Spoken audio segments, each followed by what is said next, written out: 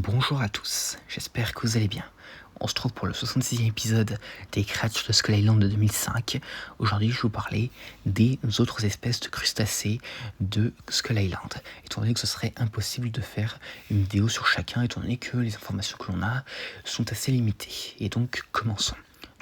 Commençons d'abord par le Funicaris. Le Funicaris, signifiant crabe cadavre, est une espèce de crabe qui pouvait atteindre une largeur de carapace allant jusqu'à 8 pouces, soit 20,3 cm. Leur poids est estimé de 600 à 820 grammes. De puissantes pinces aux lames acérées détachent la chair des os, mais peuvent aussi manipuler avec une grâce et une délicatesse surprenantes les derniers restes d'un squelette. Les Funicaris, comme la plupart des crustacés vivant sur l'île, sont des charognards. Parmi les crabes nécrophages, le Funicaris avait une apparence assez banale et ressemblait beaucoup au crabe commun que l'on trouve ailleurs, bien qu'il fût le plus grand de son espèce.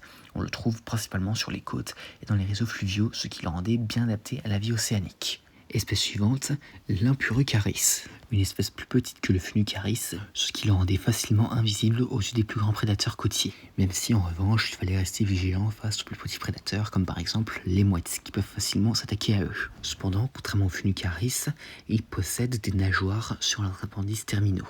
Cependant, contrairement au crabe classique, Impurucaris est un très mauvais nageur, malgré sa présence près des côtes et des réseaux fluviaux intérieurs. Et à part ça, comme le Funicaris, il est aussi un charognard. Pour l'espèce suivante, nous passons à un homard, le Lividus suctus. C'est une espèce de homard mesurant 9 à 12 pouces de long, soit 22,8 à 30,4 cm, pour un poids estimé à tout juste 1 kg. Cependant, contrairement à la majorité des espèces de homards, le Lividus suctus est un homard herbivore à la carapace bleue foncée, doté de pinces délicates, mais de longues et puissantes pattes lui permettant de s'accrocher aux rochers battus par les vagues. Cette espèce pouvait exercer une force de pression remarquable pour sa taille, se hissant le long de la zone dangereuse d'éclaboussure, où il récoltait les algues sur les rochers pour se nourrir. Mais malgré sa carapace massive, elle était souvent la proie de plus grands prédateurs côtiers comme encore une fois les mouettes ou encore des otaries. L'espèce suivante, et cette fois on repasse dans les crabes, Osteodomus. Donc Osteodomus, dont le nom signifie maison en os, est un crabe vivant sur les plages ressemblant à un bernard à l'ermite et dont la longueur varie entre 10 à 20 cm. De grande taille pour un bernard à l'ermite, rivalisant aisément avec les crabes des cocotiers, les plus grands individus peinent à trouver des coquilles suffisamment grandes pour s'y loger. Ingénieux et opportunistes, ils utilisaient tout ce qui leur tombait sous la main, même des os creux, comme des crânes, ce qui leur a valu leur nom.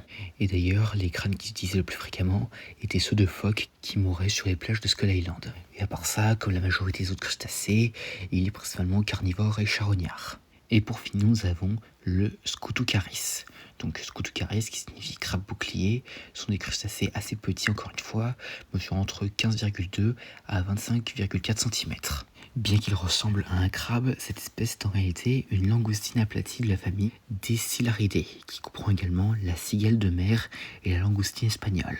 Donc le Scutucaris est un spécimen extrême, même parmi ces crustacés à l'apparence trapue, avec un corps presque bidimensionnel conçu pour lui permettre de se glisser dans les fissures et les crevasses des rochers du littoral. Les poissons prédateurs et les pièges se cachaient dans les fissures qui jalonnaient fréquemment le littoral découpé. Le Scutucaris chasse également dans ces fissures, remontant des petites proies qui auraient échappé à la plupart des autres espèces de taille similaire. Ce crustacé omnivore se nourrit de tout ce qui croise sur son chemin. Ses pinces insérées lui permettaient d'ouvrir les bivalves et de sectionner le muscle de sa proie en les maintenant fermés pour accéder à la chair à l'intérieur. Et à part ça, voilà, c'est à peu près tout ce que j'allais dire concernant les autres espèces de crustacés de l'univers du King Kong de 2005, ce qui nous permet ainsi de terminer cette catégorie.